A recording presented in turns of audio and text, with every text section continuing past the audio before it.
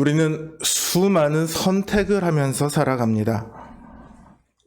모든 선택은 결과적으로는 자기 자신이 최종적으로 결론을 내리죠. 그렇다고 해서 그 선택들이 다 자기의 뜻대로 내리는 거냐 하면 그렇지는 않아요. 어떤 경우는 부모님의 뜻을 따라 선택을 하는 경우가 있어요. 예를 들어 직업을 선택하거나 혹은 요즘은 그런 일이 좀 많이 줄었는데 결혼 배우자를 선택하거나 뭐 이럴 때 부모님의 뜻을 따르는 경우가 예전에는 꽤 많았습니다.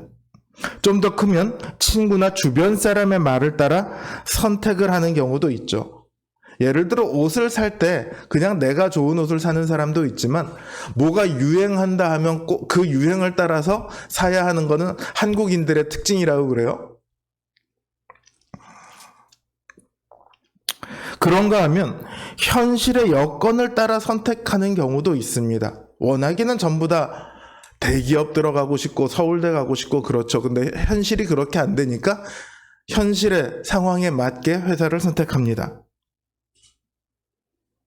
분명히 우리가 선택을 하기는 했지만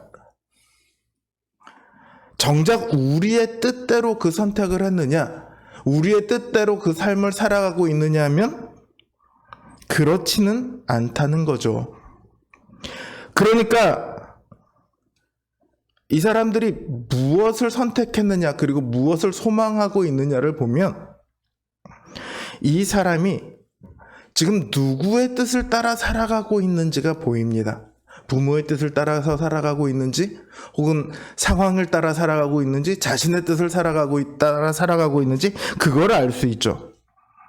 그리고 어떤 뜻을 따라 선택하느냐에 따라 그 삶은 확연하게 달라지게 되어 있습니다.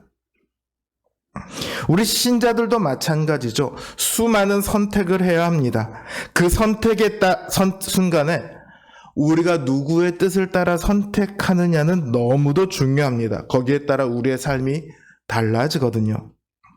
우리 신앙생활 자체가 달라져요. 우리 성도님들은 누구의 뜻을 따라 살아가고 계십니까? 많은 이들은 어차피 그 선택의 결과 책임지는 건 아니까 자기의 뜻에 따라 선택해야 한다고 말합니다. 그래야 실패해도 덜 억울하다고 하거든요. 저 상당히 맞는 말이라고 생각을 해요. 예를 들어 어떤 사람이 A라는 여자가 있고 B라는 여자가 있어요. 내가 결혼하고 싶어하는 건 A라는 여자예요. 근데 부모님이 너 A랑 절대 결혼하지 못해. 너 A랑 결혼하면 우리랑 인연 끊어. 고민하다가 부모님이 배우자라고 밀고 있는 B라는 여자랑 결혼을 했다고 한번 쳐봐요. B라는 여자랑 결혼을 하는 결혼 생활이 행복할 수도 있고 불행할 수도 있어요. 그건 아무도 모르는 거죠. 그러면 A라는 여자와 결혼 못했다는 사실이 그 다음에 아쉬움으로 안 남을까요? 불행하다면 당연히 그게 더 아쉬움으로 남겠지만 선택한 것이 행복하다고 할지라도 여기에 대한 아쉬움은 늘 남아요.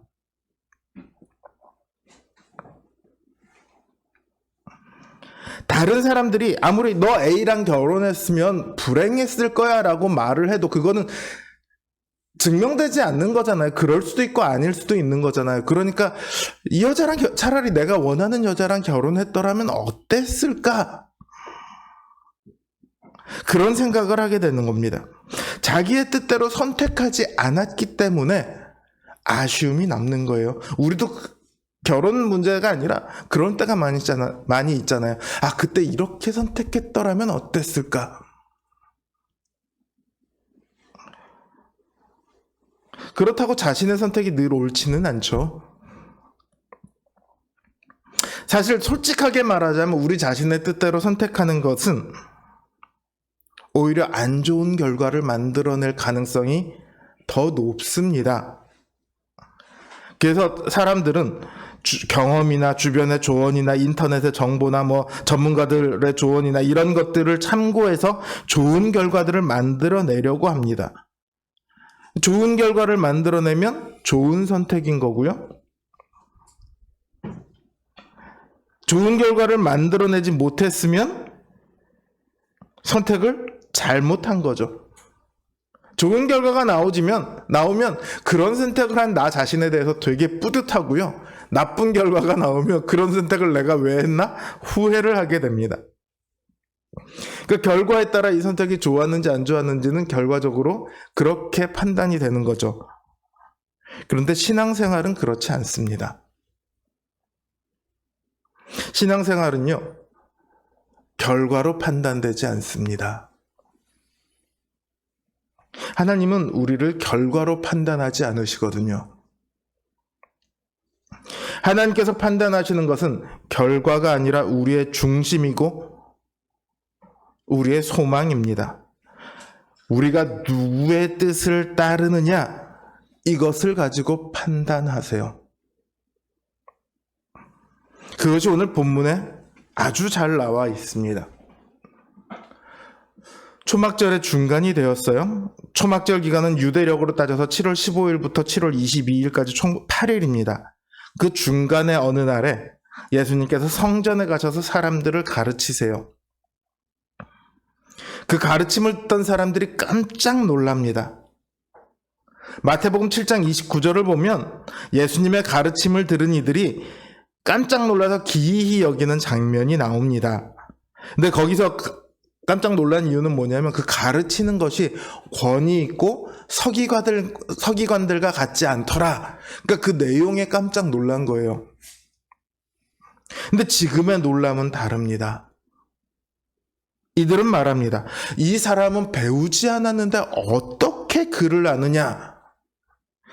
여기 글을 아느냐 했을 때 이게 글자를 아느냐의 얘기가 아니에요. 예수님께서는 사람들이 가늠한 여인을 데려왔을 때 땅에다 글을 쓰시잖아요. 그러니까 단순히 글자를 아느냐 모르느냐의 얘기가 아니고 사람들이 놀란 것은 예수님이 성경을 해석하고 있다는 거예요.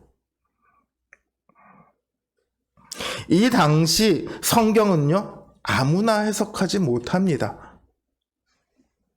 랍비들이나 율법사들에게 속해서 가르침을 받아야 해요. 그리고 그 중에서도 어느 정도 연륜이 차고 수준이 되어야 비로소 가르칠 수 있습니다. 그리고 이렇게 가르칠 수 있는 사람은 이미 사람들에게 어느 정도 알려진 사람들이에요. 사도 바울만 해도 가말리알 문화의 수제자로 사람들에게 이름이 알려져 있던 사람이거든요. 근데 예수님은 전혀 그렇게 알려진 사람이 아니에요. 누구의 문화에서 배웠다 이런 얘기조차 없어요. 그러니까 사람들이 놀라는 거예요. 이 사람은 아니 배우지도 않는데 어떻게 알아?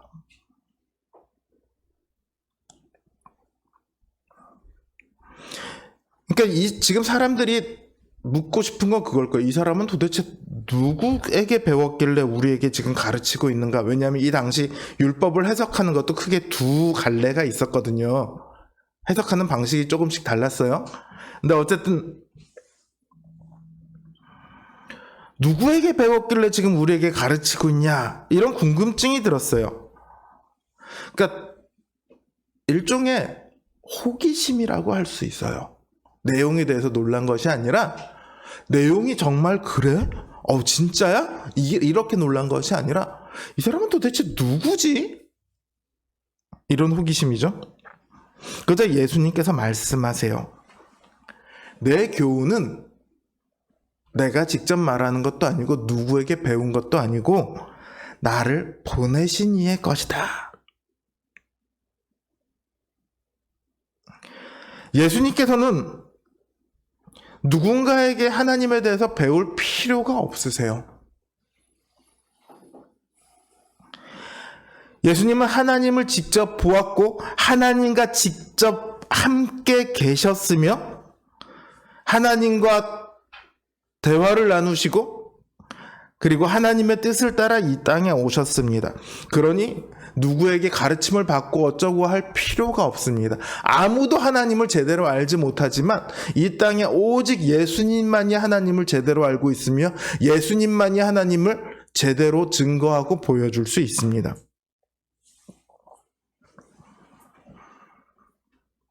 그러니 예수님의 모든 가르침은 예수님을 보내신 하나님의 뜻 그대로입니다. 그러면서 예수님께서 이 말씀을 하세요. 사람이 하나님의 뜻을 행하려 하면 그 교훈이 하나님에게서 왔는지 아니면 스스로 말하는 것인지를 알게 될 것이다. 이 말씀을 지금 왜 하시냐 하면 지금 하나님의 뜻을 행한다고 하는 이들이 예수님을 죽이려고 하고 있거든요. 예수님은 그걸 알고 계시고 여기 지금 모인 사람들 중에서도 많은 이들이 그걸 알고 있습니다. 심지어 지금 이 자리에는 예수님을 죽이려고 하는 사람들 중에 일부도 와 있어요.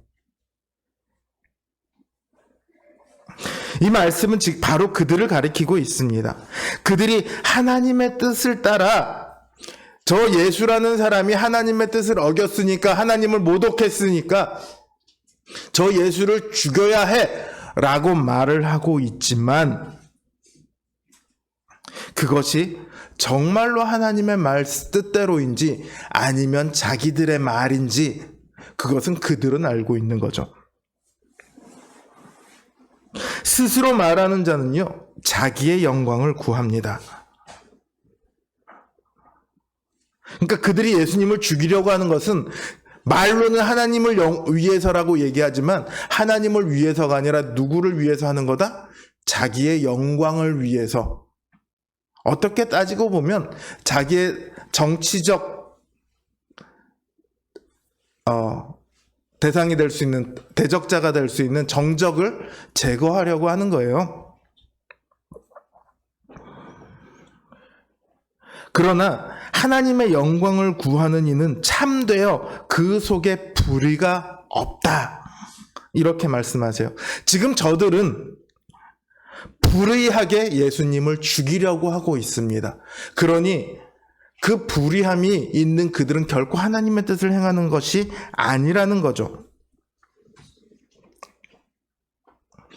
사람들이 그 말을 듣고 뭐라고 얘기하냐면, 누가 당신을 죽이려고 하냐? 너 귀신 들린 거 아니냐? 누가 너 죽이려고 한대? 이렇게 물어요. 지금 이 질문을 한 사람들이 과연 어떤 사람일까? 저는 좀 궁금한 생각이 들었어요. 왜냐하면 굉장히 적대적인 그 마음을 가지고 지금 이 질문을 하거든요. 귀신이 들렸도다라고 말하는 것 자체가 너 무슨 착각한 거 아니야? 오해한 거 아니야? 이런 얘기가 아니잖아요. 그러니까 예수님을 죽이려고 하는 자들과 상당히 가까운 쪽에서 이런 질문을 한 것은 아닐까? 그런 생각을 개인적으로는 합니다. 확실하진 않아요. 어쨌든 몰라서 묻는 건지 아니면 알면서 잡아떼는 건지는 모르겠습니다만 아까도 말했듯이 지금 이 자리에도 예수님을 죽이려고 하는 자들이 있었음은 분명합니다. 왜냐하면 26절을 보면 당직자들이 예수님의 말을 듣고도 내버려 두었다고 사람들이 말하거든요. 그러니까 이 자리에 저 당직자 혹은 그 당직자와 아주 가까운 사람들이 예수님을 죽이려고 하는 사람들이 있었던 것은 분명합니다. 그러니까 지금 이 자리에 누군가는, 지금 모든 사람은 아니겠지만 누군가는 예수님을 죽이려고 하면서도 모른 채 하고 있습니다. 이런 사실 자체가 사실은 불의한 거죠. 죽이려고 하면서도 아닌 척하고 있는 거.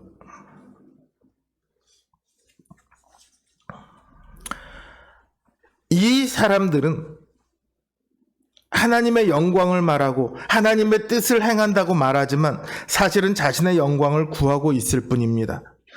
성경에서 인간이 자신의 영광을 구하는 것은요, 늘 하나님에 대한 불신이자 반역으로 표현됩니다. 그러니 그들의 동기 자체가 이미 불신이고 반역입니다. 말로 아무리 하나님의 뜻이라고 말하면 뭐합니까? 그들의 동기 자체가 이미 불신이고 하나님에 대한 반역이에요. 그럼에도 그들은 예수님께서 안식일에 사람을 고친 것이 안식일을 범한 것이라고, 율법을 범한 것이라고 말하면서 자신들이 정당한 것처럼, 진짜로 하나님을 위하는 것처럼 말합니다. 어떤 사람도요, 나는 네가 그냥 싫어, 그래서 난 널 미워해, 이렇게 말하지 않아요. 실상은 그렇다 할지라도 그럴듯한 이유를 늘 만들어냅니다. 명분을 만들어내요. 그게 합리적이든 아니든 상관없이 나에겐 이런 명분이 있어서 내가 너를 할 거야. 늘 사람들은 그렇게 하죠.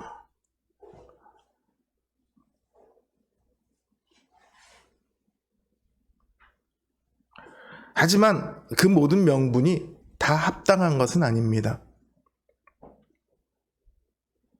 예수님께서는 할례 조항을 들어서 그들의 명분을 반박하십니다. 할례는 모세의 율법에 기록되고 모세의 율법에도 기록되어 있지만 사실은 그 이전에 주어진 것이거든요. 창세기 17장을 보면 하나님께서 아브라함에게 할례를 명하시면서 태어난 지 8일 만에 다들 할례를 행하라고 합니다. 그러지 않으면 언약에서 끊쳐질 것이다, 이렇게 말씀하셨어요. 자, 이제 시간이 지났어요. 시간이 지나서 모세의 때가 되었습니다. 율법을 주십니다. 안식일을 거룩히 지키라고 했어요. 그래서 안식일에 일을 하면 안 돼요.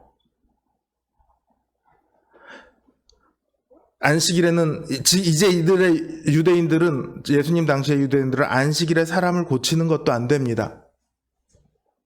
근데 할례는 보세요.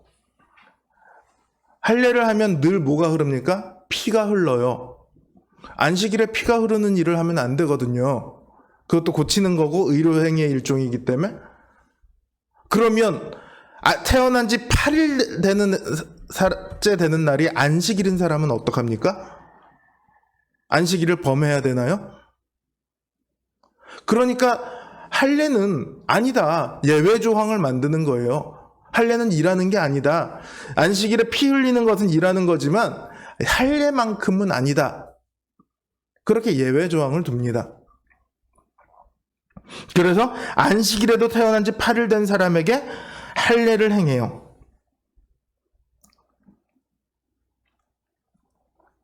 안식일에 어떻게 보면 일을 하는 게 맞죠.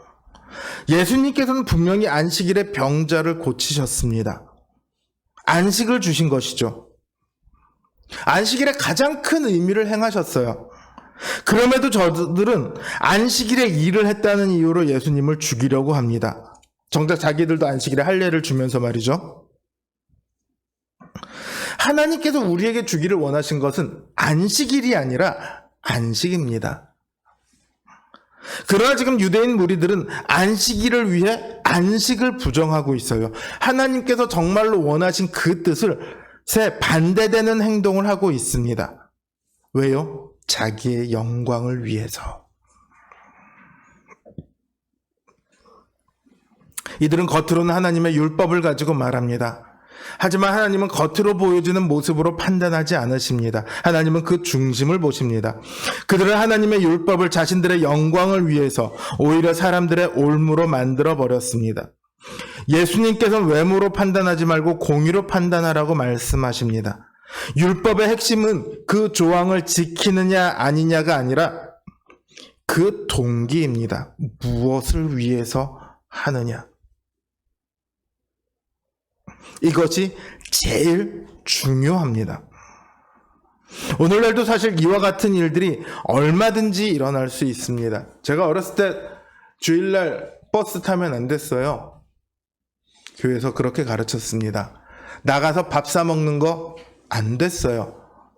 주일날 심지어 TV 보는 것도 안 됐어요. 억울한 게 주일날만 만화 영화를 하는데 주일날 아침에 만화 영화를 하는데 그것도 교회 가야 될 시간에 하는데 그거 조금 보다가 교회 가는 것도 억울한데 그마저도 보지 말래요.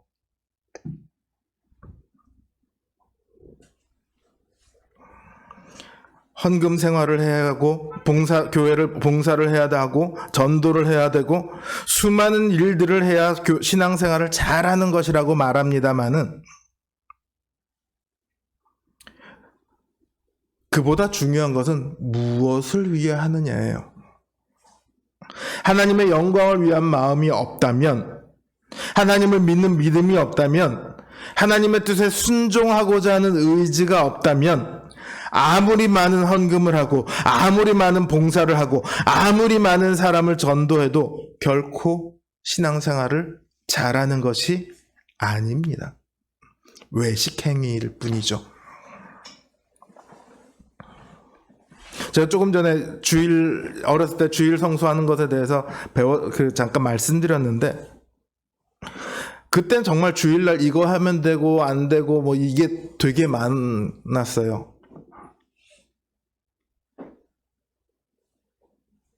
근데 정말로 주님께서 그걸 원하셨을까요? 하나님께서 그걸 원하실까요?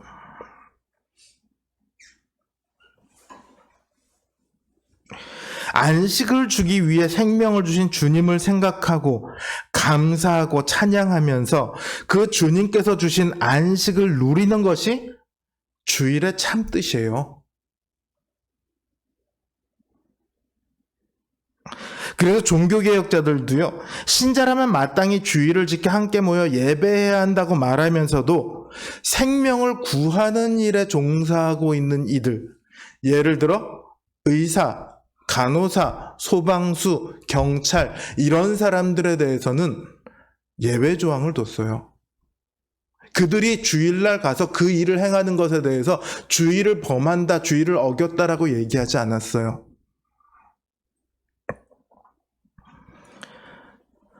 오늘날 교회들이 엄격한 주일 성수, 예전처럼 버스를 타면 안 된다, 밥을 사 먹으면 안 된다, 뭐 이런 얘기를 하지 않는 이유는 뭐냐면, 주일날 일하는 것을 단순히 금지하는 것이 옳지 않기 때문입니다. 주일을 거룩히 지키지 않아도 된다는 말이 아니라 우리가 주일을 어떤 자세로 대하느냐를 말하고자 하는 것이죠. 우리 정민석 성도님이 매주 교회를 나오지 않아요. 나오지 않을 때는 믿지 않는 가족들과 가서 함께 식사를 하고 시간을 보내야 하는 일이 있어서 한 달에 한 번 그 정도씩은 주일날 교회를 나오지 않을 때가 있습니다. 근데 제가 거기에 대해서 아무 말 하지 않아요. 제가 뭐라고 한 적 있나요? 만약에 그랬다면 과거의 저를 용서하시고. 그 이유는 민섭 형제가 그렇게 하는 것이 단순히 가정의 화목을 위해서만이 아니라 당연히 그것도 좋지만 민섭 형제를 통해서 그 가족들이 하나님을 알고 하나님께 나올 수 있는 계기가 마련되었으면 하기 때문이에요. 저는 민섭 형제도 그런 마음이 어느 정도 그 속에 있기 때문에, 또한 가족을 위해서도 있지만 그 속에 그런 마음이 있으리라고 생각을 해요. 그래서 제가 거기에 대해서 아무 말 하지 않아요. 우리는요, 주일을 아버지의 영광을 위해서 보내야 합니다. 예배를 드릴 때도, 밥을 먹을 때도, 교제를 할 때도, 휴식을 취할 때도, 가족 간에 담소를 나눌 때도 하나님의 영광을 위해서 할 때 그게 주일을 바르게 보내는 거예요. 주일뿐만 아니라 나머지의 날들도 마찬가지입니다. 하나님의 뜻대로 행하기 위해 우리는 모든 시간을 보내야 합니다. 자기가 지금 하나님의 뜻을 살려고 하고 있는가, 이거를 알기 위해서는 다음에 4가지만 딱 확인해 보면 딱 나옵니다. 자, 선을 행하는 것을 즐거워하는가? 그 다음에 선을 행하지 못했을 때 그것이 슬픈가? 3번째, 죄를 행하지 않는 것에서 행복을 느끼는가? 4번째, 죄를 행했을 때 괴로운가?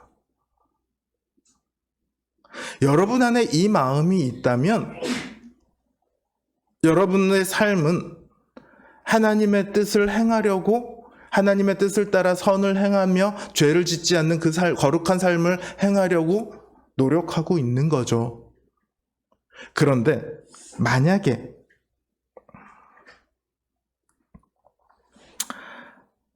선을 행하는 것이 즐겁지도 않고, 선을 행하지 않았음에도 슬픔이 없고, 죄를 행하지 않는 것에서 행복을 느끼지 못하고, 죄를 행함에도 괴로움을 느끼지 못한다면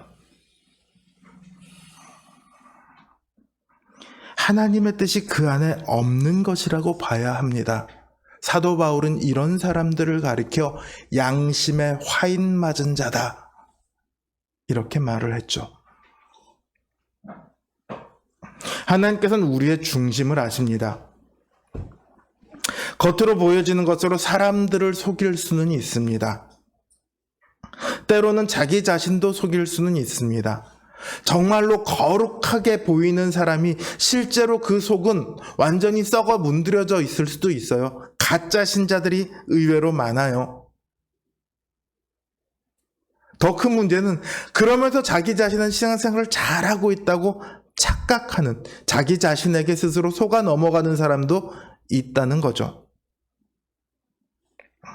그러나 하나님만큼은 속일 수 없습니다. 하나님께서는 우리의 모든 일거수일투족을 다 아실 뿐만 아니라 우리의 중심, 우리의 마음을 아십니다. 하나님은 우리가 하나님의 뜻을 따라 살기를 원하세요. 하나님께서 사람을 지으신 목적도, 우리를 구원하신 목적도 하나님의 뜻을 따라 살도록 하기 위해서입니다. 구약의 가장 암울했던 시기인 사사기의 가장 큰 비극은 사람들이 자기 소견에 오른 대로 자기의 뜻을 따라 살았기 때문입니다. 여러분은 누구의 뜻을 따라 살고 계십니까? 누구의 뜻을 따라 살려고 하십니까? 우리를 구원하신 그 하나님의 뜻이 우리의 삶의 목적이 되어야 합니다. 우리의 모든 선택의 기준이 되어야 합니다. 그 영광되고 복된 삶을 이제 결단하고 또 살아가는, 그러기 위해서 끝없이 발버둥 치며 하나님의 도우심을 구하는 저와 여러분들 되시기를 주님의 이름으로 간곡히 기원합니다.